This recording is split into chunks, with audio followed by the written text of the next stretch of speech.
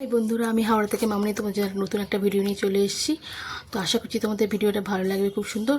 তো আমার ভিডিওটা সেদিনকে করেছিলাম যেদিনকে আমি বাপে বেরিয়ে যাচ্ছিলাম। তো ভিডিওটা ভালো লাগলে বন্ধুরা একটু শেয়ার কমেন্ট করে দিয়ে পাশে থেকো। পাশে থাকার নামই হচ্ছে বন্ধুত্ব। একে অপরের পাশে থেকে আমরা একসাথে সবাই মিলে এগিয়ে যাই, এই শুভকামনা নিয়ে নতুন একটা ভিডিও তোমাদের জন্য নিয়ে চলে এলাম। তো ভিডিওটা দেখে কি মনে হচ্ছে? ভীষণ খুশি। তো ভীষণ খুশি বন্ধুরা। তো বাপের বাড়ি যাচ্ছি বলে কথা, সেই জন্যই ভীষণ খুশি। সব মেয়েরাই খুশি হয়ে যায় বাপের বাড়ি যাওয়ার জন্য, বিশেষ করে সেই সব মেয়েরা বেশি খুশি হয় যারা বাপের বাড়িতে খুব কম যায়। যেমন আমি, মেয়ের পড়াশোনা তারপর নানা রকম সমস্যার জন্য খুব একটা বাপের বাড়ি যাওয়া হয়ে ওঠে না।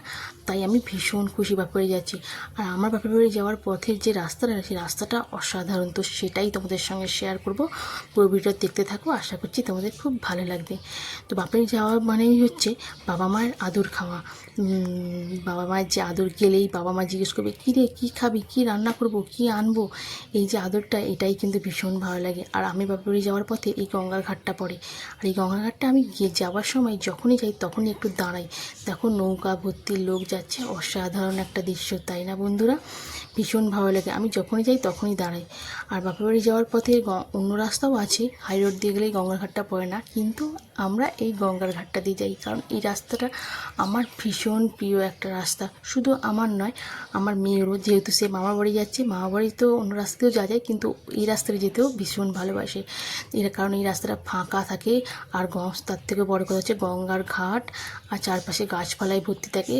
ভীষণ ভালো লাগে রাস্তাটা। দেখো, তোমরাই দেখো বন্ধুরা, পেছন দিকটা কত সুন্দর, অসাধারণ তাই দৃশ্য, তাই না বন্ধুরা? আমার তো ভীষণ ভালো লাগছে। তোমাদের কেমন লাগছে কমেন্ট করে কিন্তু অবশ্যই জানিও। মা বাবার বাড়িতে যাওয়া মানে হচ্ছে 3 দিন ধরে শুধু মায়ের হাতের রান্না খাওয়া। তো ফাইনালি আমরা বাবার বাড়ি রাস্তায় ঢুকে পড়েছি। দেখো চারপাশে সুপুরি গাছে ভর্তি, কাঁচা মেঠোর রাস্তারা, আর কলা গাছে ভর্তি। আর আমার বাপের বাড়িটা ঠিক চারপাশে গাছপালা, আর মধ্যিখানে আমার বাপের বাড়ি। মানে চারপাশে সবুজে ভরা, একদম ভর্তি। মানে দেখলে তোমরা দেখে বুঝতেই পারছো। দেখো চারপাশে কাঁচা মেঠোর মাটির রাস্তা। বর্ষাকালে জানি একটু অসুবিধা হয়, কাদা হয়ে যায় বর্ষাকালে, কিন্তু তাও ভীষণ ভালো লাগে। মেয়েরা যেমনই হোক না কেন, বাপের বাড়িটা তাদের ভীষণ ভালো লাগে। শহরে যেটা আমরা মিস করি, যেটা আমরা পাই না, মানে একদমই পাই না, কাঁচা মাটি, প্রথম বৃষ্টি পড়ে যে কাঁটা মাটির গন্ধ, সেটা কিন্তু শহরে পাওয়া যায় না, সেটা গ্রামেতেই পাওয়া যায়। তো এইটা হচ্ছে আমার বাপের বাড়ি। আর মা রান্নাবান্না করতে ব্যস্ত হয়ে গেছে। 3 দিন কি মজা, মায়ের হাতের রান্না খাবো আর বাবা মার আদর খাবো, কি ভালো না, তাই না বন্ধুরা? এটা কিন্তু যাদের বাবা মা নেই তারা কিন্তু ভীষণ মিস করে, যে আমাদের বাবা মারা ভাগ্যবান যে